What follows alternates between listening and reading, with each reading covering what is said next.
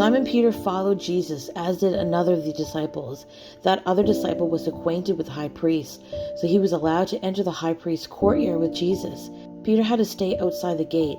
Then the disciple who knew the high priest spoke to the woman watching at the gate, and she let Peter in. The woman asked Peter, "You're not one of that man's disciples, are you?" "No," he said, "I'm not." Because it was cold, the household servants and the guards had made a charcoal fire. They stood around it, warming themselves, and Peter stood with them, warming himself. Inside, the high priest began asking Jesus about his followers and what he had been teaching them. Jesus replied, "Everyone knows what I teach. I have preached regularly in the synagogues and the temple where the people gather. I have not spoken in secret. Why are you asking me this question? Ask those who heard me. They know what I said." Then one of the temple guards standing nearby slapped Jesus across the face. "Is that the way to answer the high priest?" he demanded.